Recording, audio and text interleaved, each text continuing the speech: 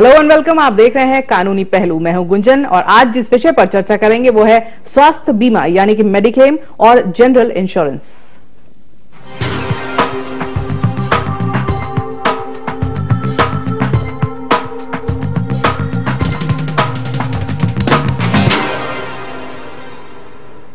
आजकल इंश्योरेंस यानी कि बीमा कंपनियां मशरूम की तरह मार्केट में छाई हुई हैं। जब भी हम इंश्योरेंस लेते हैं ये सोचते हैं कि वक्त पड़ने पर क्लेम कर सकेंगे। जिस वक्त हम इंश्योरेंस लेते हैं तब बीमा कंपनियां बहुत सारा वादा करती हैं कि इसमें बहुत कुछ कवर्ड होगा, लेकिन जब क्लेम करने की बारी आती है तो पता चलता है कि वो चीजें तो इसमें कवर्ड ही नहीं थी जो हमें चाहिए थी। जब हम महसूस करते हैं ठगा सा। इसलिए क्या है जरूरी जब भी आप कोई बीमा लें, किन बातों का ध्यान रखें, या फिर जब बीमा कंपनी क्लेम करते वक्त आपको ठगा सा महसूस करवाए तो आप क्या कर सकते हैं? इन सभी सवालों के जवाब देने के लिए स्टूडियो में हमारे साथ एक बार फिर से हैं Vivek Nasa ji. Welcome sir. Thank you. आगे बढ़ेंगे लेकिन उससे पहले मेडिक्लेम पर आपको एक रिपोर्ट दिखाते हैं।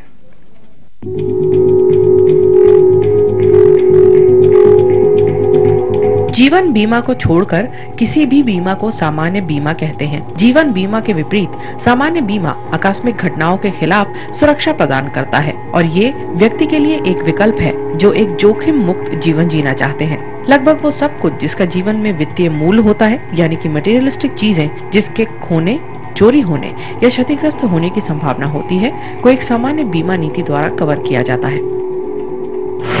मेडिक्लेम। आज स्वास्थ्य संबंधी उपचार काफी महंगा है। लोग अपनी वास्तविक बीमारी से उतने दबाव में नहीं आते जितना कि मेडिकल बिल को देखकर आते हैं। ऐसी चिंताओं से बचने का सबसे अच्छा उपाय है मेडिक्लेम पॉलिसी लेना। मेडिक्लेम बीमा पॉलिसी न केवल अस्पताल में भर्ती होने के दौरान हुए खर्चे को, बल्कि अस्पताल में भर्ती होने से पहले और उसके बाद के खर्चे को भी कवर करती है। इसमें चिकित्सा जाँच और दवाइयाँ खरीदने पर खर्च हुआ धन भी शामिल हो सकता है। आजकल मेडिक्लेम बीमा कंपनियां अपने उपभोक्ताओं के लिए कई नई योजनाएं पेश करती हैं। इसमें लेटेस्ट है कैशलेस हॉस्पिटलाइजेशन। इस प्लान में बीमित व्यक्ति को अस्पताल में भर्ती होने की दशा में अपने अस्पताल के बिलों का भुगतान नहीं करना होता। बीमा कंपनी सीधे ही बिलों का निपटारा कर देती है, लेकिन इसमें कुछ शर्तें शामिल हैं, जैसे अस्पताल का बीमा कंपनी से टाई अप होना चाहिए और दस्तावेज सही क्रम में होने चाहिए। तो अगर इंश्योरेंस से जो है आपके कोई भी सवाल है तो आप हमें कॉल कर सकते हैं। हमारा नंबर स्क्रीन पर फ्लैश हो रहा है। वकील साहब, सबसे पहले ये बताइए कि हेल्थ इंश्योरेंस या मेडिक्लेम में क्या क्या आता है? जी, हेल्थ इंश्योरेंस का मतलब है ऐसा इंश्योरेंस जो कि आपने अपनी हेल्थ के लिए लिया है। हेल्थ इंश्योरेंस, पहले में ये जानना जरूरी है कि इंश्योरेंस क्या है। Insurance is a contract. Insurance is a contract between insurer and insured, यानी कि ये कॉन्ट्रैक्ट है इंश्योरेंस देने वाली कंपनी के बीच में और इंश्योरेंस लेने वाले के बीच में। अब जहां तक हेल्थ इंश्योरेंस की बात है, हेल्थ इंश्योरेंस उन चीजों के लिए है, आपकी हेल्थ रिलेटेड प्रॉब्लम्स के लिए। जैसे कि अगर आप कभी बीमार हो गए, आपको हॉस्पिटलाइज होना पड़ा, हेल्थ इंश्योरेंस में हॉस्पिटलाइजेशन का सारा जो मेडिकल एक्सपेंसेस हैं वो सब कुछ इंश्योरेंस कंपनी उठाएगी। ये दो तरीके का हो सकता है, कैशलेस भी हो सकता है, कैश के साथ भी हो सकता है। उसके कैशलेस में ये है कि अगर आप नेटवर्क हॉस्पिटल्स में भर्ती होते हैं किसी भी बीमारी के लिए, तो कैशलेस में यूजुअली इंश्योरेंस कंपनी पैसा दे देती है, आपके बिल्स चुका देती है। और जहां अगर वो नेटवर्क हॉस्पिटल्स में नहीं है, जिस हॉस्पिटल में आप भर्ती हुए हैं उसमें आपको क्लेम करना पड़ता है। तो बेसिकली हेल्थ इंश्योरेंस है आपकी हेल्थ रिलेटेड प्रॉब्लम्स के का जो खर्चा है आपने इंश्योरेंस कंपनी के सिर पे डाल दिया। इंश्योरेंस कंपनी आपके बिहाफ पे आपके मेडिकल बिल्स का खर्चा उठाएगी, प्रोवाइडेड और टर्म्स एंड कंडीशंस भी हैं इसके अंदर, वो आगे हम डिस्कस करेंगे जैसे भी है जी। पर विवेक सर, ये देखा गया है कि आप प्राइवेट कंपनीज भी बहुत आ गई हैं। पहले एलआईसी का ही बीमा हुआ करते थे, लोग करवा लेते थे, लेकिन अब प्राइवेट कंपनीज भी आ गई। क्या इनके नॉर्म्स अलग होते हैं? क्या फर्क होता है दोनों में और कौन सा करवाना चाहिए? जी, जहां तक बात है, अगर हम हेल्थ इंश्योरेंस की बात करें तो हेल्थ इंश्योरेंस में पहले जनरल इंश्योरेंस कंपनियां थी, जैसे कि United India, national insurance India, LIC life insurance corporation है, वो लाइफ इंश्योरेंस ही करती है। आजकल ये ठीक बात है कि आजकल काफी प्राइवेट कंपनियां भी आ गई हैं। अब जहां तक नॉर्म्स की बात है, हर कंपनी चाहे प्राइवेट हो या नेशनलाइज कंपनी है, वो अपने अपने प्रोडक्ट्स लेके आती हैं। सारे के सारे प्रोडक्ट्स जो हैं आईआरडीए से रेगुलेट होती हैं, सारे रेगुलेटेड हैं। आईआरडीए रेगुलेटर है इंश्योरेंस इंडस्ट्री का, which is insurance regulatory development authority. ये एक संवैधानिक संस्था है जो कि रेगुलेट करती है सारे इंश्योरेंस प्रोडक्ट्स को। जहां अगर हम बात करें प्राइवेट कंपनी के प्रोडक्ट और नेशनलाइज कंपनी के प्रोडक्ट्स के बारे में, तो हर एक के अलग अलग प्रोडक्ट्स हैं, हर एक के अलग अलग टर्म्स एंड कंडीशंस हैं। प्राइवेट कंपनीज हाँ एक अच्छे ऐसे प्रोडक्ट लेके आती हैं जो देखने में अच्छे लगते हैं, पर कई बार जब आप क्लेम लेने जाएं तो क्लेम मिलता नहीं। तो काफी सारी चीजें हैं। बस सजेशन यही है कि कोई भी आप प्रोडक्ट लें, कोई भी इंश्योरेंस पॉलिसी लें, हेल्थ इंश्योरेंस पॉलिसी लें, मेडिक्लेम लें, उसके आप टर्म्स एंड कंडीशंस जरूर पढ़ें, चाहे nationalise insurance policy nationalise insurance company से लें या प्राइवेट कंपनी से लें, उसके टर्म्स एंड कंडीशंस जरूर पढ़ें, क्योंकि ये कॉन्ट्रैक्ट है आपके बीच में और इंश्योरेंस कंपनी के बीच में, और कॉन्ट्रैक्ट के टर्म्स एंड कंडीशंस के हिसाब से ही आपको पॉलिसी कवरेज दी जाती है, क्लेम दिया जाता है। तो जो सब कुछ पॉलिसी वर्डिंग्स आप जरूर पढ़ें जब भी कोई इंश्योरेंस पॉलिसी लें, पॉलिसी वर्डिंग्स पे ही सब कुछ डिपेंड करता है। एडिशनल बेनिफिट्स भी मिल जाते हैं out of policy wordings, but हाँ पॉलिसी वर्डिंग्स पढ़ें, उसके हिसाब से ही लें। नेशनलाइज के भी अच्छे हो सकते हैं प्लान, प्राइवेट के भी अच्छे हो सकते हैं। जी चलिए, एक कॉलर है रुड़की से हमारे साथ जुड़ गए हैं, एससी शर्मा जी, नमस्कार। नमस्कार जी, पूछिए आपका क्या सवाल है। मेरा सवाल ये था मैडम, मैंने पीएनबी में मेरा अकाउंट है जी, पंजाब नेशनल बैंक में अकाउंट है, तो उनके यहाँ से एक ओरिएंटल इंश्योरेंस का उनका टाई अप रहा होगा जी। तो वहां पे उन्होंने 1765 रुपए पर लाख का प्रीमियम जो मेरे को दिया हुआ है जी। 1765 लाख रुपया उसका प्रीमियम है। 5 लाख का प्रीमियम मैंने डिपॉजिट किया, लास्ट ईयर भी जमा किया, इस साल भी जमा किया जी। तो लास्ट ईयर मेरा एक्सीडेंट हो गया था, तो मैंने जो है करीब 1 महीने के बाद उनको इन्फॉर्म किया, तो उन्होंने उसको डिनाई कर दिया कि आप जो है इसके लिए एंटाइटल नहीं है, क्योंकि उसमें 1 हफ्ते का टाइम उन्होंने बताया कि 1 हफ्ते का टाइम जो है हमारे यहाँ जो है वो इंटीमेशन का है, आपने नहीं दी तो इसलिए आपको ये क्लेम नहीं मिल सकता। तो क्या ऐसा कोई प्रोसीजर है कि अगर मान लें मेडिकल में 1 महीना कोई मेडिकल रहेगा, 2 साल मेडिकल रहेगा और वो इस स्थिति में ना हो उनको इंटीमेट कर सके, हाउ इट इज पॉसिबल? जी मतलब टाइमली इन्फॉर्म ना करें तो क्या लैप्स हो जाती है पॉलिसी, या क्या है मेडिक्लेम? जी, जैसे कि मैंने कहा, इंश्योरेंस इज अ कॉन्ट्रैक्ट, ये कॉन्ट्रैक्ट है आपके और इंश्योरेंस कंपनी के बीच में। ये ठीक है, पीएनबी का कोई टाई अप रहा किसी भी इंश्योरेंस कंपनी के साथ और उन्होंने आपके अकाउंट से प्रीमियम काट लिया, पर पीएनबी का भी ये दायित्व था कि आपको सारी टर्म्स एंड कंडीशंस दें, इंश्योरेंस कंपनी ने जो उन्हें दी होंगी, और आपकी भी ये ड्यूटी थी कि आपने जब इंश्योरेंस लिया तो आप सारी टर्म्स एंड कंडीशंस पढ़ें।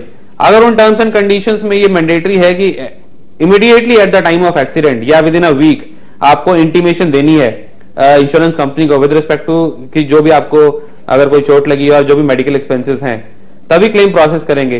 क्योंकि कोई भी इंश्योरेंस पॉलिसी है वो मैंने जैसे कहा ये कॉन्ट्रैक्ट है और इंश्योरेंस पॉलिसी की टर्म्स एंड कंडीशंस के हिसाब से ही एनफोर्स कर सकते हैं। इंश्योरेंस कंपनियां बिल्कुल लोगों को धोखे में रखती हैं, लोगों की इग्नोरेंस होती है इंश्योरेंस पॉलिसी लेने वालों के कि वो सारी टर्म्स एंड कंडीशंस नहीं पढ़ती, और इंश्योरेंस कंपनियां भी बताना जरूरी नहीं समझती। उनको भी बताना चाहिए, बट हाँ जो भी आपकी टर्म्स एंड कंडीशंस रही होंगी इंश्योरेंस पॉलिसी की, क्लेम तो आपको उसी हिसाब से मिलेगा। अगर आपको लगता है कि आपके साथ गलत हुआ है और आपको सही समय बताया नहीं गया, सही टर्म्स एंड कंडीशंस बताई नहीं गई, तो आप ग्रीवियंस रिड्रेसल सिस्टम भी है, हर इंश्योरेंस कंपनी का होता है, अदरवाइज ओम्बड्समैन स्कीम भी है, वहां भी जा सकते हैं। फिर आपके पास कोर्ट कचहरी का भी सिस्टम बचता है, जिसमें कि आप कंज्यूमर फोरम के पास जा सकते हैं, वहां कोई फीस नहीं लगती, सिर्फ 100 रुपए की फीस होती है, खुद भी रिप्रेजेंट कर सकते हैं, किसी वकील की भी जरूरत नहीं। तो प्रोसीजर काफी है, आप एक बार पहले तो इंश्योरेंस कंपनी के ग्रीवेंस रिड्रेसल यूनिट को अप्रोच करें, फिर नहीं बनता ओम्बड्समैन के पास भी जा सकते हैं, कंज्यूमर फोरम भी जा सकते हैं, ऑप्शंस हैं आपके पास। वकील साहब, लेकिन ये तो आपने तब बताया कि जब ये गलत ना हो, इन्होंने टर्म्स एंड कंडीशंस अगर बाय डिफॉल्ट नहीं पढ़े और कंपनी ने बताने की कोशिश करी, तब ये कर सकते हैं। मान लीजिए कोई कंपनी आप पॉलिसी ले रहे हैं, जिससे आप पॉलिसी ले रहे हैं वही आपको धोखे में रखता है, क्लियर नहीं करता चीजें, या आपकी तरफ से गलती होगी कि आपने टर्म्स एंड कंडीशंस, क्योंकि 2-3 पेज के टर्म्स एंड कंडीशंस होते हैं, मुझे लगता है कोई नहीं पढ़ता होगा उन्हें, तो आप ब्लाइंडली फेथ कर लेते हैं जो आपको पॉलिसी दे रहा है, तो उसमें गलती किसकी मानी जाएगी? जी, ये गलती हमारी है अगर हम टर्म्स एंड कंडीशंस नहीं पढ़ते हैं। ये हमारा दायित्व है कि हम सारी टर्म्स एंड कंडीशंस पढ़ें। कोई भी पॉलिसी है, पॉलिसी के डॉक्यूमेंट्स हैं, पॉलिसी डॉक्यूमेंट्स को आप पढ़ें। पहले प्रपोजल फॉर्म दिया जाता है कोई भी नई पॉलिसी लेने के लिए। प्रपोजल एडवाइजेबल यही है कि प्रपोजल फॉर्म खुद भरें। ऐसा देखा जाता है कि कंपनियां मिसगाइड नहीं करती, जो कंपनियों के एजेंट्स हैं, ब्रोकर्स हैं, वो मिसगाइड करते हैं, क्योंकि उन्हें तो अपनी पॉलिसी सेल करनी होती है। वो लोगों से जब इंटरेक्शन हुई तो उन्हें गलत बता दिया कि हाँ ये भी कवर्ड है, वो भी कवर्ड है, सब कुछ कवर्ड है, पर असलियत में ऐसा होता नहीं। ऐसे केस में 2 चीजें कर सकते हैं, डायरेक्ट कंपनी को अप्रोच कर सकते हैं, पूछ सकते हैं क्या ये चीजें कवर्ड हैं या नहीं, क्रॉस चेक कर सकते हैं। दूसरा जो प्रपोजल फॉर्म है आप उसको पढ़ सकते हैं, सारी की सारी उसके अंदर टर्म्स एंड कंडीशंस पढ़ सकते हैं। फिर आप अपने एजेंट से या ब्रोकर से कह सकते हैं कि मुझे पॉलिसी वर्डिंग सिखाओ। पॉलिसी वर्डिंग क्या है? वो कॉन्ट्रैक्ट है जो आपके और इंश्योरेंस कंपनी के बीच में बनेगा। आप पूरे के पूरे कॉन्ट्रैक्ट को एक बार पढ़ लें, कोई बहुत बड़ी उसमें लैंग्वेज होती नहीं। जो आपको नहीं समझ में आता आप ब्रोकर से पूछें, ब्रोकर का ये दायित्व है, ही इज ड्यूटी बाउंड कि वो आपको हर टर्म्स एंड कंडीशंस को एक्सप्लेन करेगा।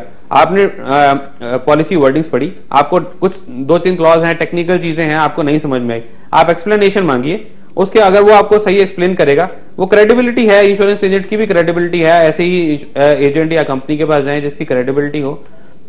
तो एडवाइसेबल यही है कि टर्म्स एंड कंडीशंस आपको पढ़नी ही पड़ेंगी। अगर आपने नहीं पढ़ी तो क्लेम रिजेक्ट भी हो सकता है।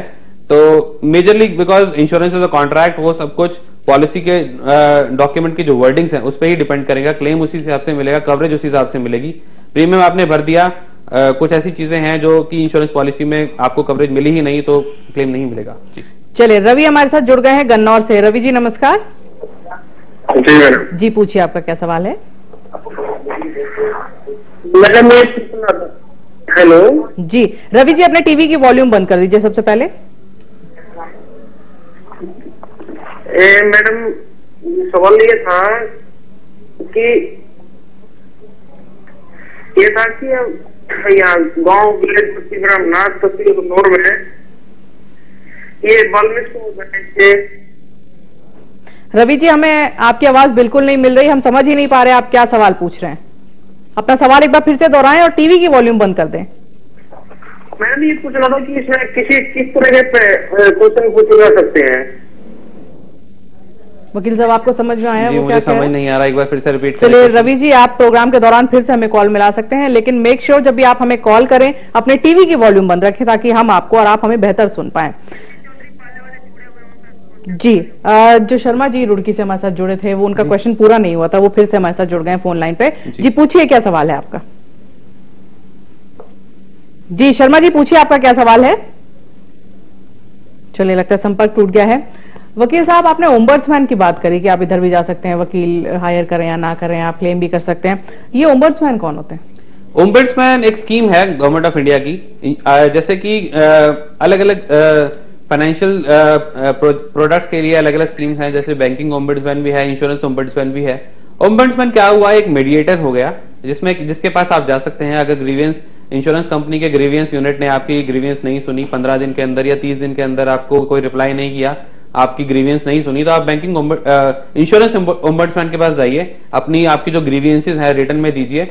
वो इंश्योरेंस कंपनी को बुलाएंगे, इंश्योरेंस कंपनी के ऑथराइज्ड ऑफिसर्स को बुलाएंगे और कोशिश करेंगे कि बीच का रास्ता निकालें। वो उनको भी कहेंगे कि हाँ, अगर इंश्योरेंस कंपनी की कहीं पे गलती है, इंश्योरेंस कंपनी को डायरेक्ट करेंगे कि वो आपकी क्लेम दें। अगर आपके एंड पे कुछ कमी रह गई है तो वो आपको भी एडवाइस करेंगे कि आप ये चीजें, ये डॉक्यूमेंट्स दे दीजिए।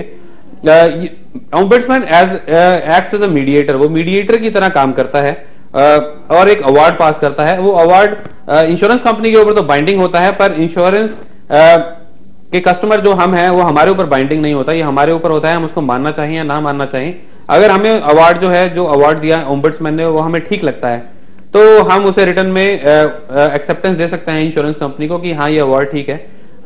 पर ओम्बड्समैन स्कीम की लिमिटेशन है कि ओम्बड्समैन अभी देश में सिर्फ 12 या 13 जगह सिटीज में ही बैठते हैं, जो मेजर सिटीज हैं। देश में काफी छोटे छोटे नगर हैं, शहर हैं, जहां पे उनके लिए ओम्बड्समैन तक पहुंचना दूर हो जाता है। जैसे बड़े शहर हैं, दिल्ली जैसे शहर हैं जहां मेट्रो है, यहाँ तो ओम्बड्समैन है। ग्रामीण इलाकों में ओम्बड्समैन नहीं होता। वहां रेजोल्यूशन की तरीका यही है कि कंज्यूमर फोरम में के पास जा सकते हैं, कुछ लोक अदालत होती हैं पब्लिक यूटिलिटी सर्विसेज के लिए, वहां जा सकते हैं, नहीं तो सिविल कोर्ट में भी आ सकते हैं क्योंकि इंश्योरेंस एक कॉन्ट्रैक्ट है। तरीके काफी हैं एनफोर्स करने के लिए, बस देखिए क्या बेस्ट ऑप्शन अवेलेबल है। जी चलिए, तो आज कानूनी पहलू में हम जिक्र कर रहे हैं बीमा पॉलिसीज या मेडिक्लेम के बारे में। अगर इससे मुतालिक आपके कोई भी सवाल हैं तो आप हमें बेधड़क कॉल कर सकते हैं। हमारे जो नंबर्स हैं वो स्क्रीन पर फ्लैश हो रहे हैं। लेकिन यहां पर वक्त है एक छोटे से ब्रेक का, जल्द लौटेंगे।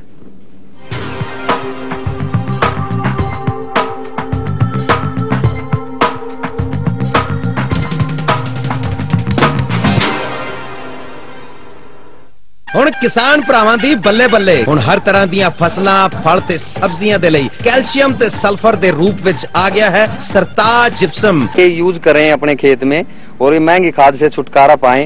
अच्छी फसल है ग्रोथ इतनी अच्छी है, ये तो हमने बड़ा लेट लगाई थी फसल, और जिसमें ये यूज किया था हमने आपका सरताज, तो बहुत बढ़िया फसल हमारी जिस हिसाब से चल रही है, तो बहुत बढ़िया फसल इसमें निकली। अपनी जमीन दी गुआची ताकत दोबारा हासिल करो, नाले 50 बोरियां दी था 5 बोरियां ही काफी। उन्हें कॉल करो, टोल फ्री नंबर 1-800-180-2110। तो लोगों को ये कहते हैं भाई जीना सीखो, और जीना क्या हंस करके जियो। दो रंगी दुनिया का नाटक देखा बड़ा अनोखा है, बच पाओगे कहाँ कहाँ तुम कदम कदम पर धोखा है। विष्णु दत्त से लेकर हलचल हरियाणवी तक का सफर कैसा रहा आपके लिए? बहुत अच्छा रहा। दरअसल गांव में मुझे हलचल हरियाणवी के नाम से नहीं जानते, और पूरे देश में विष्णु दत्त के नाम से नहीं जानते।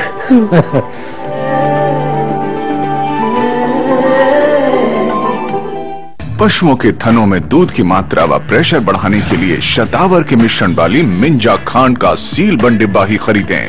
डिब्बे में बंद असली, खुली सारी नकली। एमएलए हो तो ऐसा के इसराना के 17 उम्मीदवारों में से कौन पहुंचेगा टॉप 6 में? देखिए एमएलए हो तो ऐसा, मंगलवार शाम 5:30 बजे, सिर्फ खबरें अभी तक पर। सेहत हजार नियामत, सही खान पान और सेहत का नाता, सही लाइफस्टाइल यानी अच्छी सेहत। कैसे रहें स्वस्थ?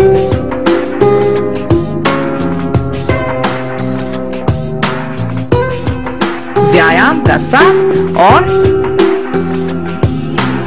हेल्थ गुरु, हर रविवार शाम 4 बजे, सिर्फ खबरें अभी तक पर।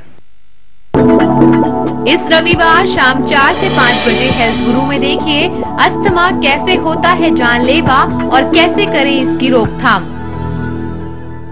65 सालों में खूब दिखा राजनीति का खेल, सरकारें हुई हर मोर्चे पर फेल, गांव शहर बदहाल, हर आदमी का है बुरा हाल। अब और न सहेंगे हम, बदलेंगे राजनीति, बदलेंगे देश प्रदेश। देखिए रोजाना शाम 7:30 बजे बदलेगा देश प्रदेश, सिर्फ खबरें अभी तक पर।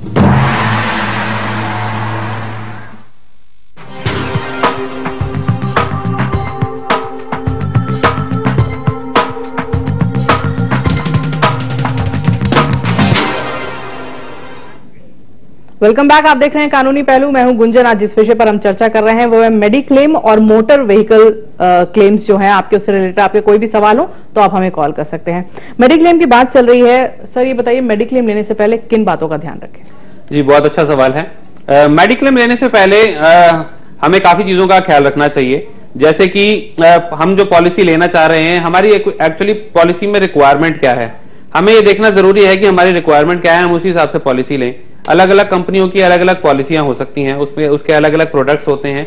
आप पॉलिसी पढ़िए कि आपकी टर्म्स एंड कंडीशंस क्या हैं, फिर आप ये देखिए कि आपकी रिक्वायरमेंट क्या है एक्चुअली। अब क्या है, हेल्थ इंश्योरेंस पॉलिसी की जब बात करें तो मेजरली हेल्थ इंश्योरेंस पॉलिसी ली जाती है हमारे जो हॉस्पिटलाइजेशन के बिल्स हैं, जो खर्चा है उसे वो कवर कर सके। अब हमने ये देखना है कि हमारी हॉस्पिटलाइजेशन किस तरीके की हो सकती है, हम किस हॉस्पिटल में जा रहे हैं। आजकल यूजुअली देखा गया है कि इंश्योरेंस कंपनियां 3 से 4 से 5 लाख तक के का ही कवरेज देती हैं। यानी कि आपको अगर आप हॉस्पिटलाइजेशन हुए, आपका हॉस्पिटलाइजेशन हुआ, अगर खर्चा 5 लाख तक का है तो इंश्योरेंस कंपनी ने 5 लाख तक का दे दिया। अगर आपका खर्चा 5 से 10 लाख के बीच में आया, 15 लाख का आया, जैसे कि क्रिटिकल बीमारियां हैं, कैंसर है और उस अलग तरीके की बीमारियां हैं, 15 लाख का खर्चा आ गया, तो इंश्योरेंस कंपनी की लायबिलिटी सिर्फ 5 लाख तक की ही रहेगी। तो आपको यह देखना है कि आपने कितनी कवरेज लेनी है।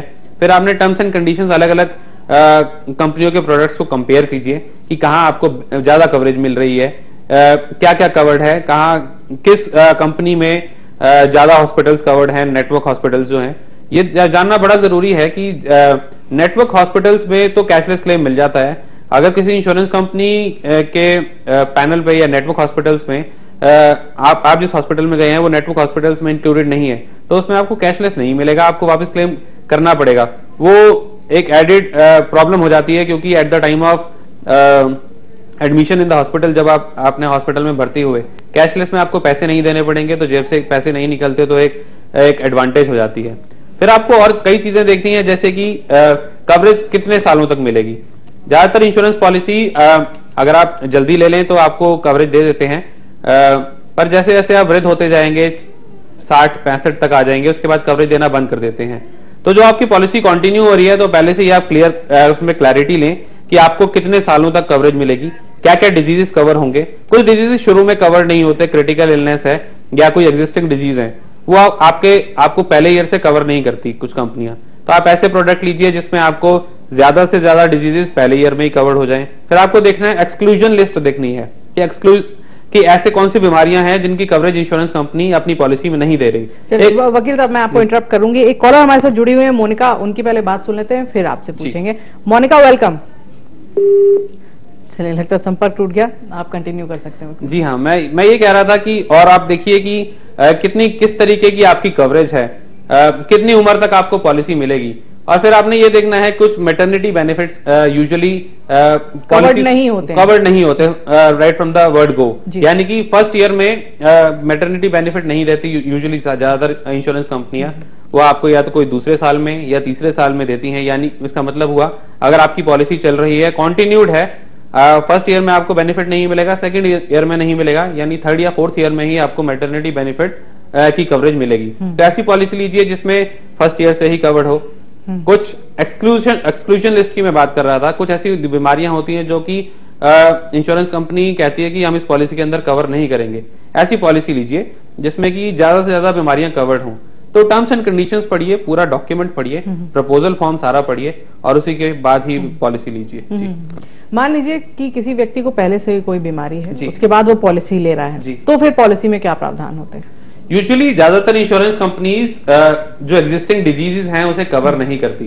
ज्यादातर केसेस में, हेल्थ इंश्योरेंस के केसेस में स्पेशली, आपका मेडिकल टेस्ट कराया जाता है देखने के लिए कि आपको क्या क्या एग्जिस्टिंग बीमारियां हैं।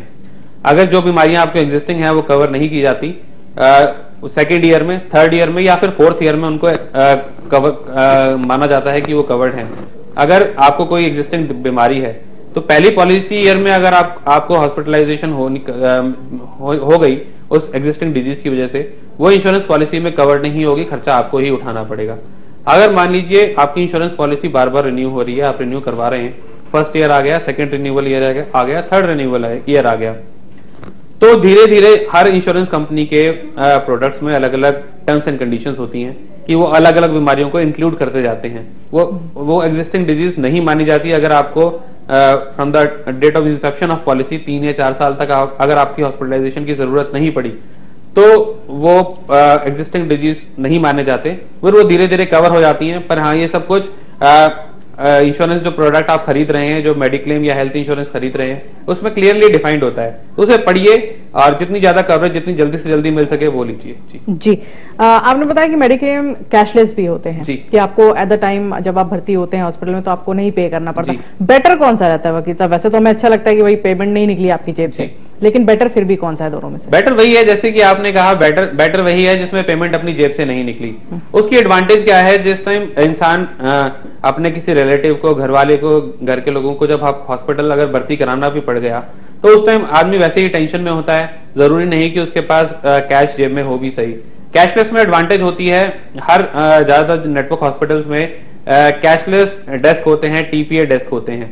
वहां जाइए, वहां बताइए अपना, आपको इंश्योरेंस कंपनी जो भी आपको कार्ड देती है, ई कार्ड देती है या फिजिकल कार्ड देती है, उसे आप मेडिक्लेम कार्ड को ले जाके उस काउंटर पे दीजिए। वो वेरिफिकेशन करने के बाद अलाउ कर देते हैं और आपका मेडिकल प्रोसीजर स्टार्ट हो जाता है।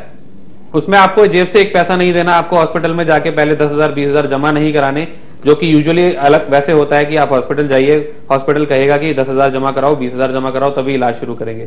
तो कैशलेस में एडवांटेज ये है कि आपको पैसा इनिशियली जमा नहीं कराना और उसके बाद सब वेरिफिकेशन टीपीए डेस्क ऑटोमेटिकली ही करता रहता है। आपसे जो सिग्नेचर कराने होंगे, पॉलिसी डॉक्यूमेंट लेंगे, जो डॉक्यूमेंटेशन रिक्वायर्ड है वो लेंगे, बाकी पैसा जेब से नहीं जाता।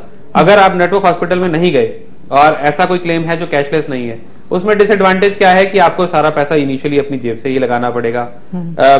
जितनी भी बीमारियां हैं, जितने टेस्ट हुए, जो भी चीजें हुई, hospitalisation, room rent, whatever it is, आप पहले अपनी जेब से आप पैसा लगाएंगे, उसके बाद आप क्लेम को रिम्बर्स करवाएंगे। रिम्बर्समेंट में 30 दिन लग गए, 50 दिन लग गए, 60 दिन लग गए, कोई दिक्कत भी आ गई फिर आप कोर्ट कचहरी जाएंगे। तो एडवांटेजेस रहता है कैशलेस क्लेम। जी चलिए, सत्यनारायण जी जुड़ गए हमारे साथ हिसार से। नमस्कार। हेलो, नमस्कार जी। जी पूछिए अपना सवाल। हेलो जी, अपना सवाल पूछिए। हाँ नमस्कार जी। नमस्कार। मैं पूछना चाह रहा था, मैं एक अनपढ़ आदमी जी, टाटा लाइट वाले ने मेरे को चक्कर में डाल दिया। हेलो जी सत्यनारायण जी पूछिए, आप क्या पूछना चाह रहे हैं? मैं पूछ रहा था, मैं इंश्योरेंस से वो इसने कहा था मैं मार्केट में पैसा लगाना है, मैं आपका इंश्योरेंस हो जाएगा, ये हो जाएगा, वो जाएगा, मेरे को चक्कर में डाल के 10,000 रुपया ले लिया उसने जी, और 10,000 रुपया लेकर के फिर दूसरा मेरा बीबी का भी कर दिया। वो भी घर चला गया, फिर उसने बोल दिया साल में एक बार देना आपको जी, और साल में तो दिया नहीं, फिर छठे महीना की बोलता है छठे महीना देना पड़ेगा, साल का नहीं है। और छठे महीने फिर ले लिया उन्होंने 10 करके, फिर बोले आपको पैसा इसे डूब जाएगा, फिर भरना पड़ेगा आपको। मेरी बात टूट गई, मेरी वाइफ की टूट गई मोटरसाइकिल में, अब वो पर पैसा भर नहीं पाए, अब उसने जो है ना उठा करके पॉलिसी बंद कर दी। जी इसके बारे में पूछना था जी। देखिए ऐसे है, जहां तक बात है साहब हम चाहते हैं एक बार आप प्रश्न भी दोहरा दें, क्योंकि हमें बिल्कुल समझ नहीं आया कि सत्यनारायण जी क्या पूछ रहे हैं। जहां तक मैं थोड़ा बहुत समझ पाया हूं, यही इनका प्रश्न शायद यही है, आप मुझे करेक्ट भी कर सकते हैं सत्यनारायण जी, कि आपसे इंश्योरेंस एजेंट ने कहा कि भाई 10,000 रुपए आपको सालाना देने हैं या पॉलिसी की है, तो आपने एक बार जमा करा दिए और उसके बाद में शायद जमा नहीं कराया आपने, और उसकी वजह से पॉलिसी लैप्स हो गई और आपको बेनिफिट नहीं मिला। हाँ जी, तो ऐसा है कि हर पॉलिसी में एक ईयरली आपको पैसे भरने पड़ते हैं। कोई भी आपने पॉलिसी ली, कुछ पॉलिसीज वन टाइम हो सकती हैं, कुछ पॉलिसीज ईयरली हो सकती हैं, कुछ पॉलिसीज मंथली भी हो सकती हैं, तो डिपेंड करता है टर्म्स एंड कंडीशंस। अब ये ठीक है कि आपका इंश्योरेंस एजेंट है, उसे आपको सब कुछ क्लियरली बताना चाहिए। अब जैसे कि आपने कहा कि आप पढ़ लिख नहीं सकते, तो ऐसे केसेस में ऐसे किसी व्यक्ति की राय जरूर ले लेनी चाहिए जो कि पढ़ा लिखा हो, क्योंकि इंश्योरेंस एजेंट का काम तो है वो अपनी पॉलिसी बेचने आया है, वो कुछ भी आपको बता जाएगा, और उसने आपका एडवांटेज उठाया कि आप पढ़ लिख नहीं सकते, आपको समझ तो आया नहीं, तो इसलिए उसने कोशिश की कि भाई कुछ भी बोल दो इन्हें। वैसे तो इंश्योरेंस एजेंट के खिलाफ भी कार्रवाई की जा सकती है। IRDA की गाइडलाइंस हैं कि इंश्योरेंस एजेंट या ब्रोकर अगर आपको गलत इंफॉर्मेशन देता है तो उसका लाइसेंस छीन लेते हैं और उसके खिलाफ भी कार्रवाई की जा सकती है। अलबत्ता अगर हम बात करें पॉलिसी की, जैसे अगर पॉलिसी आपकी लैप्स हो गई, आपको या तो मंथली प्रीमियम भरना था या ईयरली प्रीमियम भरना था, अगर आपने नहीं भरा तो देखिए पॉलिसी तो लैप्स हो ही जाएगी। पॉलिसी की टर्म्स होती हैं कि आपको ईयरली या मंथली जो भी रिन्यूअल पीरियड है, आपको बकायदा 10-10 हजार रुपए जो भी है, जो भी अमाउंट हो, आपको भरते रहना है, तभी पॉलिसी कायम रहेगी। अगर आपने 10,000 रुपए भर दिए और आगे नहीं भरे तो पॉलिसी खत्म हो जाएगी। पर ऐसा नहीं है कि आपके 10,000 रुपए गायब हो गए या उन्होंने जब्त कर लिए। आप क्लेम मांग सकते हैं कि नहीं, मैं नहीं भर पाया because of my personal reasons, मेरे पास पैसा नहीं था, कुछ भी थी, मेरी कंडीशंस ऐसी नहीं थी। आप इंश्योरेंस कंपनी से अपने 10,000 रुपए क्लेम कर सकते हैं। ऐसा हो सकता है कि वो उसमें कुछ पेनल्टी काट लें, कुछ टाइम ड्यूटी के चार्जेस होते हैं और भी कुछ चार्जेस होते हैं, वो काट सकते हैं, पर ऐसा नहीं है कि आपके 10 के 10,000 रुपए चले गए। उसमें आप हो सकता है 1,000-2,000 रुपए की पेनल्टी काट के 8,000 रुपए वापस भी मिल जाएंगे आपको। आप इंश्योरेंस कंपनी के पास जाइए डायरेक्टली और अपने पैसे वापस क्लेम कीजिए। जी चलिए, हमें उम्मीद है सत्यनारायण जी कि आपको आपके सवाल का जवाब मिल गया होगा। आज कानूनी पहलू में हम बात कर रहे हैं मेडिकल इंश्योरेंस की। मोटर व्हीकल इंश्योरेंस के तहत क्या क्या क्लेम्स आते हैं, अगर उससे कोई दिक्कत है तो भी आप हमें कॉल कर सकते हैं। लेकिन यहाँ पर एक छोटा सा ब्रेक लेंगे, जल्द लौटेंगे।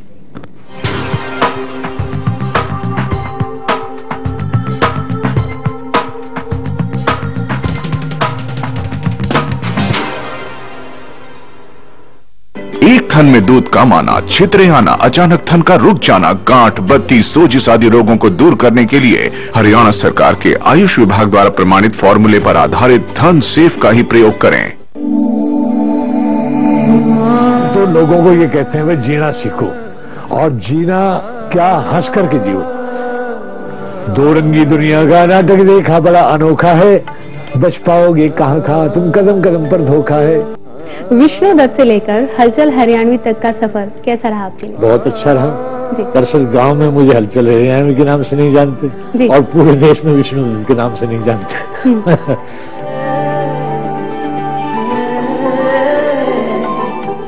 ਹੁਣ ਕਿਸਾਨ ਭਰਾਵਾਂ ਦੀ ਬੱਲੇ ਬੱਲੇ ਹੁਣ ਹਰ ਤਰ੍ਹਾਂ ਦੀਆਂ ਫਸਲਾਂ ਫਲ ਤੇ ਸਬਜ਼ੀਆਂ ਦੇ ਲਈ ਕੈਲਸ਼ੀਅਮ ਤੇ सल्फर के रूप में आ गया है सरताज जिप्सम। सरताज जिप्सम का हमें इसका मतलब बहुत फायदा हुआ है। इसमें पौधा भी कम पानी लेता है और पानी भी साफ खड़ा है। मैं किसानों को यही कहूँगा जी मतलब सरताज जिप्सम डालो, इसमें मतलब फायदा है। अपनी जमीन की गुआची ताकत दोबारा हासिल करो, नाले 50 बोरियां दी थां 5 बोरियां ही काफी। हुणे कॉल करो टोल फ्री नंबर 1-800 180 2110। एमएलए हो तो ऐसा के इसराना के 17 उम्मीदवारों में से कौन पहुंचेगा टॉप 6 में? देखिए एमएलए हो तो ऐसा मंगलवार शाम 5:30 बजे सिर्फ खबरें अभी तक पर।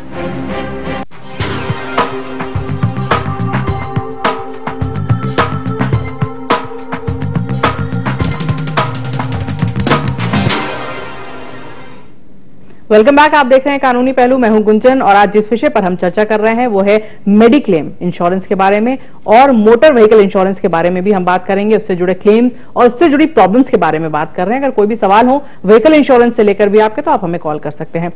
मेडिक्लेम की हम बात कर रहे थे। वकील साहब आपने बताया कि अगर कैशलेस आपने मेडिक्लेम ले लिया और आप किसी ऐसे हॉस्पिटल में भर्ती हो गए जो उनके नेटवर्क क्षेत्र में नहीं आता जी, तो क्या फिर पैसे देने पड़ेंगे? जी, जैसे कोई भी हेल्थ इंश्योरेंस पॉलिसी है, हर इंश्योरेंस कंपनी के पैनल पे या नेटवर्क लिस्ट होती है उनके पास, उस पे बहुत सारे हॉस्पिटल्स होते हैं। हर शहर में उन्होंने टाई अप किया होता है काफी सारे हॉस्पिटल्स के साथ। अब ऐसा जरूरी नहीं कि हर इंश्योरेंस कंपनी का हर हॉस्पिटल के साथ टाई अप हो, तो आपको यह देखना जरूरी है जिस हॉस्पिटल में आप इलाज कराना चाहते हैं या आपको लगता है इन केस ऑफ कंटिजेंसी अगर ऐसी कोई जरूरत पड़े तो आप जिस हॉस्पिटल में ले जाएंगे, आपके शहर में जो हॉस्पिटल है अच्छा हॉस्पिटल है, आप पहले देखें आप जिस इंश्योरेंस कंपनी से पॉलिसी ले रहे हैं क्या वो हॉस्पिटल उनके नेटवर्क पैनल पे लिस्टेड है या नहीं। नेटवर्क पैनल पे लिस्टेड होने का एडवांटेज ये है कि आप कैशलेस ले सकेंगे और ऐसी प्रॉब्लम के केस में जब आप कोई बीमार है या घर का किसी व्यक्ति को हॉस्पिटलाइज कराना पड़ गया तो आपकी जेब से पैसे नहीं जाएंगे। अगर कोई ऐसा हॉस्पिटल है जो नेटवर्क लिस्ट में नहीं है, उसमें आपको सारे डॉक्यूमेंट्स लेके इंश्योरेंस कंपनी के पास जमा कराने पड़ेंगे, उसके बाद आपको पैसा रीइंबर्स होगा। ऐसे केसेस में कई बार बहुत दिक्कत आती है। जो इंश्योरेंस कंपनी है या टीपीए है, थर्ड पार्टी एडमिनिस्ट्रेटर, वो कई तरीके के ऑब्जेक्शन रेज कर देता है। वो कहता है कि हमारा टाई अप नहीं है, ये क्लेम ठीक नहीं है, फ्रिवलेस क्लेम है, इसमें कई एक्स्ट्रा चीज, आपका इलाज ऐसा कर दिया, आपको तो हॉस्पिटलाइज होने की जरूरत नहीं थी, एक्सक्लूजन लिस्ट में थी, 10 तरीके के ऑब्जेक्शन ले आएंगे। तो कोशिश कीजिए कि ऐसे हॉस्पिटल में इलाज कराएं जो कि नेटवर्क लिस्ट में हो और आपको कैशलेस का बेनिफिट मिले। जी चलिए, गुड़गांव से एक कॉलर हमारे साथ जुड़ गए। जी नमस्कार। नमस्कार। नमस्कार जी, आप अपना नाम बताइए। एस मोरवाल। जी मोरवाल साहब, क्या क्वेश्चन है आपका, पूछिए। ऐसे मैडम, मैं अभी आपकी देख रहा मैं हेल्थ क्लेम के बारे में बताया गया था जी। और इसमें ये क्वेश्चन है जब ये बता रहे थे ना, और कल हेल्थ केयर से लेके कोशिश में एडवांस पैसा देना नहीं, तो लेकिन अभी मेरा पिछले 2 महीने में मेरा बेटा बीमार हो गया था जी। तो उन्होंने मेरे से 10 साल से पहले एडवांस ले लिया जी। तो हालांकि रिफंड तो कर दिया हो, अरे मैं जानता हूँ हॉस्पिटल में करवा था जी, फिर तो पैसे तो हालांकि रिफंड कर दिया, लेकिन जैसे सर अभी आप कह रहे थे ना कि ये पैसा जमा कराने की जरूरत नहीं है जी जी, और उन्होंने बगैर पैसे जमा कराए ट्रीटमेंट शुरू किया नहीं उन्होंने जी। ऐसा इस केस में देखिए, ये डिपेंड करता है कि आप कौन से हॉस्पिटल में गए। अगर वो हॉस्पिटल नेटवर्क हॉस्पिटल्स में है तो आप अपना वहां जाके अपना जो आईडी कार्ड है जो आपको मेडिक्लेम इंश्योरेंस कंपनी ने दिया है हेल्थ इंश्योरेंस के लिए, वहां जाके आप दिखाइए। वहां आपको डायरेक्ट करेंगे टीपीए डेस्क पे। हर हॉस्पिटल में टीपीए डेस्क होता है, कैशलेस इंश्योरेंस का एक काउंटर बना होता है। वहां आप जाइए, अपनी पॉलिसी लेके जाइए, अपना कार्ड दीजिए, उस पर कार्ड आपका कार्ड नंबर होता है। वो वहां से अप्रूवल करते ही हॉस्पिटल को कह देते हॉस्पिटल को कह देते हैं कि आप इलाज शुरू कीजिए। अगर किसी वजह से आपकी वेरिफिकेशन नहीं हो पाई तो हो सकता है हॉस्पिटल आपको कहे कि आप पैसे जमा कराइए, पर उन्होंने हॉस्पिटल ने बिल्कुल ठीक किया कि आपके पैसे रिफंड कर दिए। अब देखिए, यही हो सकता है, इलाज बहुत जरूरी होता है ऐसे समय पे, तो अगर आपको कैशलेस क्लेम नहीं भी मिल रहा है तो भी आप पैसे तो जमा कराएंगे ही। आइडली जो प्रोसीजर है, टीपीए डेस्क बने होते हैं, काउंटर बने होते हैं कैशलेस वाले, आप वहां जाके अगर दिखाते हैं तो जरूरत यूजुअली नहीं पड़ती। वन ऑफ केसेस में ऐसा हो सकता है कि आपको एक बार आपने 5-10 हजार रुपए जमा करा दिए तो वो रिफंड हो जाते हैं, वो आपके साथ हुआ भी है, पर ज्यादातर यूजुअली केसेस में पैसे लोगों को जमा नहीं कराने पड़ते। जी चलिए, विजय हमारे साथ जुड़ गए हैं हिसार से। विजय जी नमस्कार। विजय जी, आप तक हमारी आवाज पहुंच रही है?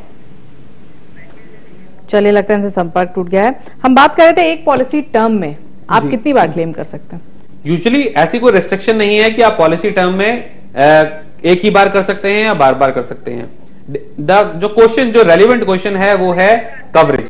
अगर आपको 5 लाख तक की कवरेज है, एक आपने पॉलिसी ली, उसमें आपको 5 लाख की कवरेज मिली और आपने अगर क्लेम ले लिया दूसरे महीने में ही आपको 3 लाख का आपने क्लेम ले लिया, तो बाकी अगर आपने दूसरे महीने में क्लेम ले लिया, बाकी 10 महीने के लिए आपको 2 लाख की कवरेज रहेगी। उसमें आप 10 क्लेम भी ले सकते हैं, पर जो मैक्सिमम आपको लिमिट मिलेगी कवरेज की वो टोटल इंश्योरेंस अमाउंट ही मिलेगा जो कवरेज इनिशियली मिली थी। यानी कि अगर आपने 3 लाख का पहले क्लेम ले लिया तो उसके बाद जो बाकी 10 महीने के लिए आपको कवरेज सिर्फ 2 लाख की रह गई। मान लीजिए तीसरे चौथे महीने में आपको फिर से क्लेम लेना पड़ गया और बाकी 2 लाख भी आपने यूटिलाइज कर लिए, तो बाकी अगर जो बाकी 6 महीने बचे उसमें आपकी पॉलिसी में कुछ 1 रुपया भी नहीं बचा तो आपको क्लेम नहीं मिलेगा। तो टोटल क्लेम अवेलेबल इज जितना आपने कवरेज ऑप्ट की है। और अगर मान लीजिए आपने एक बार क्लेम कर दिया तो फिर पॉलिसी चालू रहती है या बंद हो जाती है? पॉलिसी चालू रहती है सब्जेक्ट टू कि अगर आपने जो आपकी कवरेज थी सारा अमाउंट आपने यूटिलाइज नहीं कर लिया। जैसे कि मैंने एग्जांपल दिया, 5 लाख की कवरेज थी, 3 लाख आपने यूज कर लिए, 3 लाख का क्लेम ले लिया, तो 2 लाख के लिए कवरेज चालू रहेगी, पॉलिसी बंद नहीं होगी। जी अच्छा, एक बार मान लीजिए आपने पॉलिसी कवरेज फाइल कर दिया तो आपने कहा कि पॉलिसी चालू रहती है उसके बाद, लेकिन क्या डिक्लाइन भी कर सकती है बीमा कंपनी किसी तरह कभी पॉलिसी का क्लेम? डिपेंड करता है टर्म्स एंड कंडीशंस क्या है आपकी पॉलिसी में। अगर कोई ऐसी डिजीज के लिए आपकी हॉस्पिटलाइजेशन हुई है जो कवरेज नहीं है तो जरूर डिनाई करेंगे। अगर ऐसा यूजुअली हर पॉलिसी के हेल्थ इंश्योरेंस पॉलिसी के अंदर आपकी 24 घंटे की हॉस्पिटलाइजेशन जरूरी होती है। अगर आपकी 24 घंटे की मैंडेटरी हॉस्पिटलाइजेशन नहीं है तो भी डिनाई कर सकते हैं।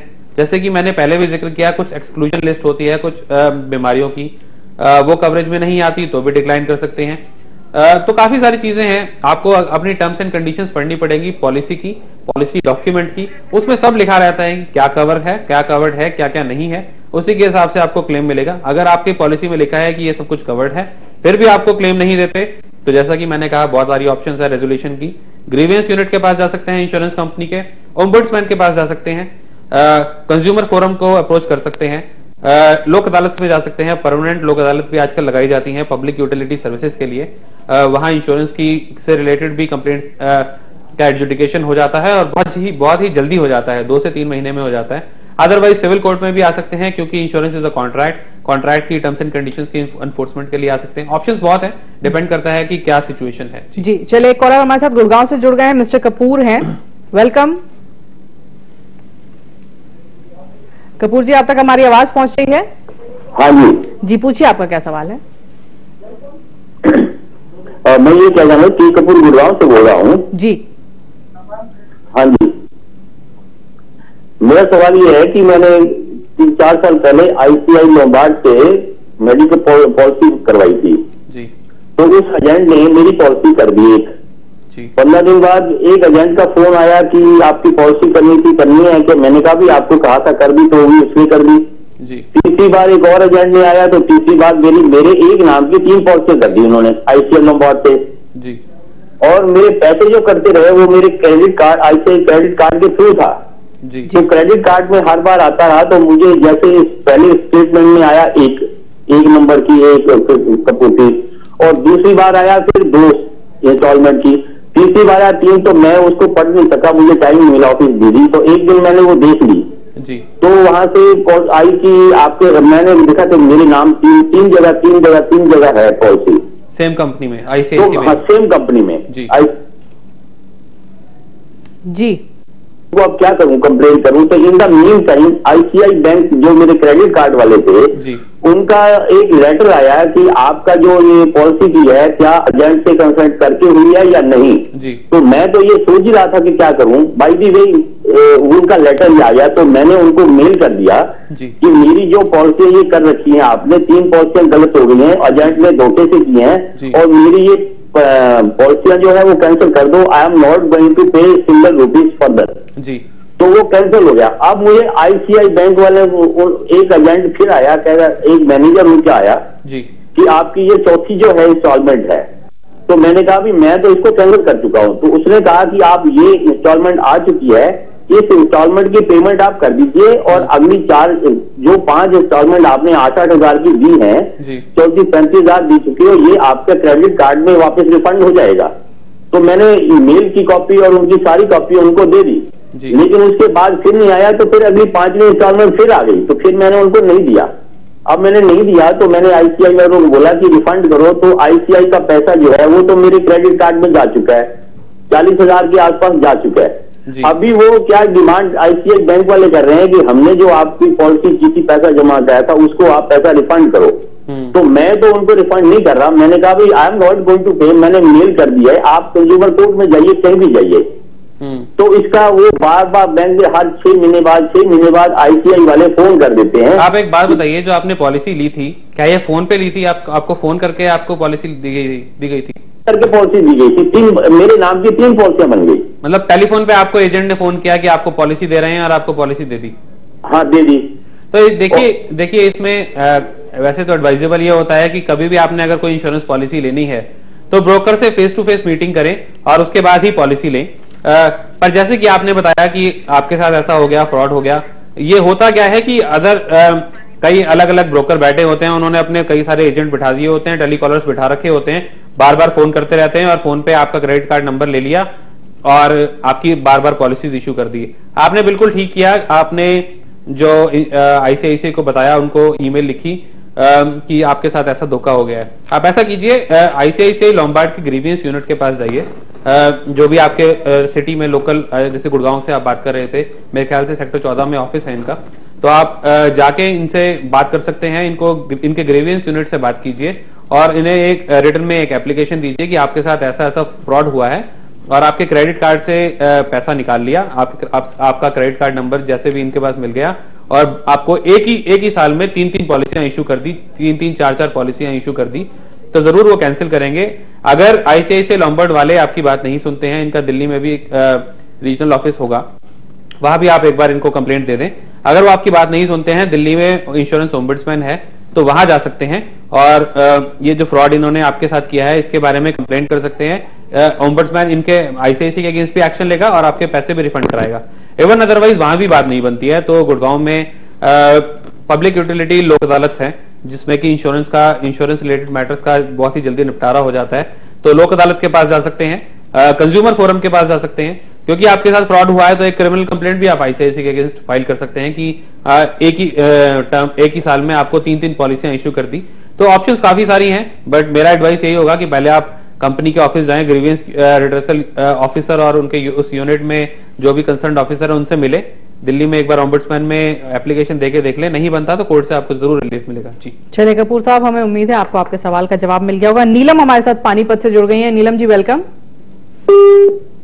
चलिए लगा संपर्क टूट गया। खैर, हमने बात करी मेडिक्लेम की। वकील साहब, हम अपने दर्शकों को यह भी दिखाना चाहते हैं कि मोटर व्हीकल इंश्योरेंस और उससे जुड़े क्लेम्स क्या होते हैं, तो आप एक रिपोर्ट देखिए। वाहन खरीदते हैं, चाहे दुपहिया हो या फिर चौपहिया, तो आपके पास वाहन का बीमा कवर होना चाहिए। इतना ही नहीं, एक बार इस कवर को लिए जाने के बाद जरूरी ये भी है कि आप इसे सही वक्त पे दोबारा रिन्यू कराते रहें। ज्यादातर यही मानते हैं कि बीमा से फायदा यही होगा कि गाड़ी की दुर्घटना होने या खराब होने की स्थिति में इस बीमा कवर का लाभ उठाया जा सकेगा। वाहन का बीमा न कराने से वाहन मालिक को न सिर्फ आर्थिक क्षति होगी, बल्कि उन पर कानूनी कार्रवाई भी हो सकती है। मोटर बीमा के तहत 3 तरह के कवर मिलते हैं: गाड़ी के चोरी या फिर क्षति का, चालक और यात्री की दुर्घटना का और थर्ड पार्टी बीमा। पहले और दूसरे किस्म के बीमा का सेटलमेंट बीमा लेने वाले व्यक्ति और देने वाली कंपनी के बीच होता है, जबकि थर्ड पार्टी बीमा का क्लेम पाना एक कानूनी प्रक्रिया है और पीड़ित को इसे हर्जाने के रूप में कोर्ट से प्राप्त करना होता है। जितना आसान बीमा खरीदना है, उतना ही मुश्किल होता है उसे क्लेम करना। पिछले कुछ सालों में कैशलेस सेवा के आ जाने से ग्राहकों को राहत जरूर पहुंची है। क्लेम दोनों पक्षों के बीच एक कानूनी प्रक्रिया होती है। इस स्थिति में आपको निम्न बातों का ख्याल रखना चाहिए। दुर्घटना के बाद जल्दी से जल्दी बीमा कंपनी के प्रतिनिधि को इसकी सूचना दें। उससे जानकारी लें कि क्लेम की प्राप्ति के लिए क्या प्रक्रिया अपनानी होगी और कौन कौन से दस्तावेज चाहिए। आपकी बीमा कंपनी आपसे क्षति का प्रमाण जैसे मेडिकल या फिर वाहन रिपेयरिंग का बिल या फिर पुलिस रिपोर्ट मांग सकती है। बीमा कंपनी को क्लेम की प्रक्रिया के लिए पूरी सूचना दें। उन सभी खर्चों का रिकॉर्ड रखें जिसे बीमा कंपनी से प्राप्त करना है। ये भी जरूरी है कि आप दस्तावेजों की एक प्रति खुद के पास भी रखें। दुर्घटना स्थल के नजदीक चिकित्सालय से सहायता लें और वहां की पुलिस सेवा को भी इसकी सूचना दें। इसकी जरूरत क्लेम के लिए पड़ेगी। वाहन को और क्षतिग्रस्त होने से बचाने के लिए उपाय करें।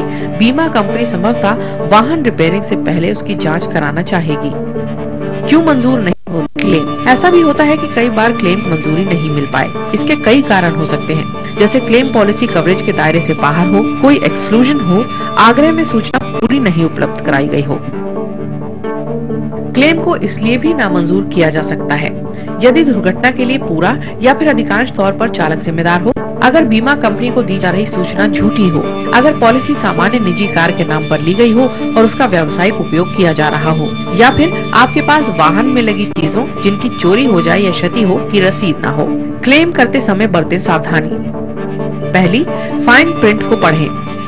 बेहतर यही है कि बीमा की में ही क्लेम प्रक्रिया की पूरी जानकारी ली जानी चाहिए ताकि भविष्य में क्लेम करने के दौरान अफरा तफरी ना हो। अगर ऐसा नहीं भी किया गया हो तो क्लेम के लिए आग्रह करते वक्त फॉर्म को अच्छे से पढ़ें। दूसरा, दस्तावेजों को रखें तैयार। क्लेम की जानकारी के लिए जब आप बीमा कंपनियों की हेल्पलाइन को फोन करेंगे तो वो आपसे पॉलिसी नंबर या फिर मेंबरशिप आईडी नंबर, घटना की समूची जानकारी, उसकी तिथि, समय और जगह की जानकारी लेंगी। इसके अलावा इस घटना की क्षति से एक मोटा मोटा आंकलन भी उन्हें बताना होगा। ऐसे में जो व्यक्ति सेटलमेंट चाहते हैं उन्हें इन सभी दस्तावेजों के साथ तैयार रहना होगा। सही समय पर सूचना दें। बीमा कंपनी को सही समय पर घटना की सूचना दें। गाड़ी का कैशलेस क्लेम ना हो तो सारे बिल सावधानी से रखें। ड्राइविंग इतिहास अच्छा रखें। बीमा कंपनियां प्रीमियम तय करते वक्त ये भी देखती हैं कि आखिर वाहन ड्राइविंग कौन कर रहा था, पुरुष या फिर विवाहित या अविवाहित, युवा या वयस्क। कई ड्राइवर्स से वाहन न चलवाएं। वाहन के लिए अधिक ड्राइवर्स के होने का मतलब होगा अधिक प्रीमियम। कम हाथों से चली गाड़ी की बीमा का प्रीमियम भी कम होगा। तो आपने देखा कि क्या होता है मोटर व्हीकल इंश्योरेंस, लेकिन उससे जुड़े जब क्लेम हम लेना चाहते हैं तो बहुत सारी दिक्कतों का सामना करना पड़ता है। वकील साहब, सबसे पहले बताइए कि कुछ पॉलिसीज ऑनलाइन भी बिकती हैं, क्या उन्हें खरीदना सेफ? जी बिल्कुल सेफ है। आजकल ज्यादातर पॉलिसीज आपको ऑनलाइन भी मिल जाएंगी। आप ऑनलाइन पॉलिसी खरीद सकते हैं, बट हाँ, टर्म्स एंड कंडीशंस जरूर पढ़ लीजिए। जब आप ऑनलाइन पॉलिसी खरीद रहे हैं तो आपको पॉलिसी वर्डिंग्स भी ऑनलाइन वेबसाइट पे ही अवेलेबल होती हैं। आप पॉलिसी वर्डिंग्स को डाउनलोड कर लीजिए। आप ये पढ़ लीजिए कि आपको क्या क्या कवरेज मिल रही है, आपने जो प्रीमियम दिया आपको कवरेज क्या मिल रही है, क्या एक्सक्लूजन है, क्या क्या कवर नहीं है। जैसे कि मान लीजिए नेचुरल कैलामिटी से कोई डैमेज हो गया तो कवर नहीं है। जैसे कि एग्जांपल दूंगा, अमरनाथ उधर के बद्रीनाथ में जो अभी प्रॉब्लम हुई थी, वहां नेचुरल कैलामिटी की वजह से कई व्हीकल्स डैमेज हो गए थे, तो उसमें उन्हें क्लेम नहीं मिलेगा क्योंकि नेचुरल कैलामिटीज कई बार कवर नहीं होती। तो पॉलिसी डॉक्यूमेंट पढ़ लीजिए, वर्डिंग्स डाउनलोड करके पढ़ लीजिए क्या क्या आपको कवरेज मिल रही है।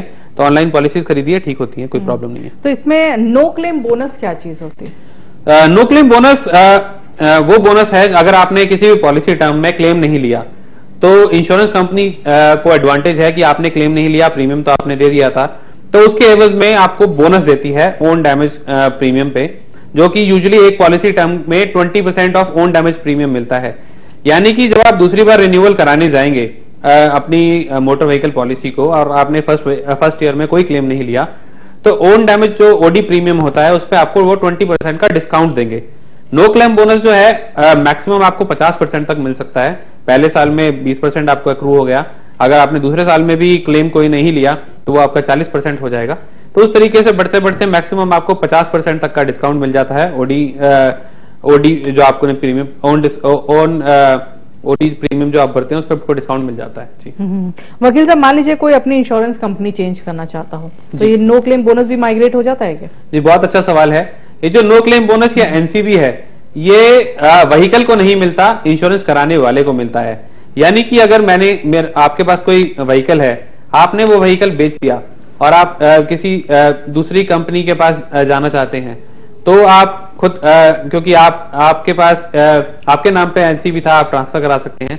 और जैसे कि आपका सवाल था कि अगर आपने पहले साल में तो किसी इंश्योरेंस कंपनी में पॉलिसी कराई, आप उससे खुश नहीं है, आपने क्लेम नहीं लिया, आप दूसरे साल में किसी दूसरी इंश्योरेंस कंपनी के साथ कराना चाहते हैं अपनी मोटर व्हीकल पॉलिसी, तो बिल्कुल आप अपना जो 20% का आपका नो क्लेम बोनस है वो आपको दूसरी कंपनी भी देगी, बस बशर्ते आपको प्रूफ देना होगा दूसरी कंपनी को कि पहले साल में आपने कोई भी क्लेम नहीं लिया। जी वकील साहब, मान लीजिए आपने इंश्योरेंस ले लिया, मोटर व्हीकल इंश्योरेंस ले लिया, उसके बाद आपने गाड़ी में सीएनजी लगवा ली, एलपीजी लगवा ली, तो क्या कंपनी को बताना जरूरी है या वो भी कवर्ड होगा या नहीं होगा? बिल्कुल बताना जरूरी है।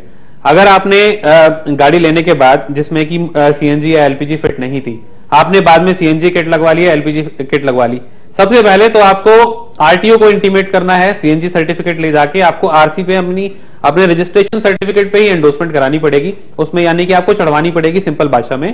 आपने अगर सीएनजी किट लगवा ली तो पहले आपकी आरसी में भी उसकी एंट्री होगी कि आपकी गाड़ी बाई फ्यूल है, यानी कि 2 फ्यूल से चलती है। एक बार आपकी गाड़ी में आपकी आरसी में एंट्री हो गई तो उस आरसी की कॉपी लेके आपको अपनी इंश्योरेंस कंपनी के पास जाना पड़ेगा और अपनी एग्जिस्टिंग इंश्योरेंस पॉलिसी में एंडोर्समेंट करानी पड़ेगी और उसमें एंट्री हो जाएगी कि हाँ आपकी गाड़ी में सीएनजी किट भी लगी हुई है और हो सकता है उसके लिए आपको उस पर थोड़ा सा एडिशनल प्रीमियम भी देना पड़े। जी और मान लीजिए आपने गाड़ी किसी को बेच दी तो क्या इंश्योरेंस भी कैरी फॉरवर्ड हो जाता है? जी बहुत अच्छा सवाल है। अगर मोटर व्हीकल एक्ट के सेक्शन 157 के अनुसार अगर आपने गाड़ी किसी को बेच दी है तो जिस दिन आपने from the date of transfer insurance जो है वो दूसरे आदमी को ट्रांसफर हुआ माना जाता है, डीम्ड हो जाता है। पर उसमें काफी चीजों का आपको ध्यान रखना है, ये सब कुछ ऑटोमेटिकली नहीं हुआ। आप पहले ये देखना है कि ट्रांसफर कहां से हुआ। जिस दिन जब आपने गाड़ी खरीदी तो आप आरटीओ के पास जाएंगे और आरटीओ को इंटीमेट करेंगे, अपनी नई आरसी अपने नाम बनवाएंगे। जिस दिन आपकी आरसी बन गई अपने नाम, उस दिन से आपको 14 दिन के अंदर अंदर इंश्योरेंस कंपनी को इंटीमेट करना है कि जी मैंने ये गाड़ी खरीद ली है और अब इंश्योरेंस मेरे नाम पे किया जाए। तो 14 दिन का तो आपको ग्रेस पीरियड एक मिल जाता है, पर 14 दिन के अंदर अंदर आपको अपनी पॉलिसी जो एग्जिस्टिंग पॉलिसी है उसे एंडोर्स कराना पड़ता है अपने नाम पे, तो उसमें कवरेज चलती रहती है।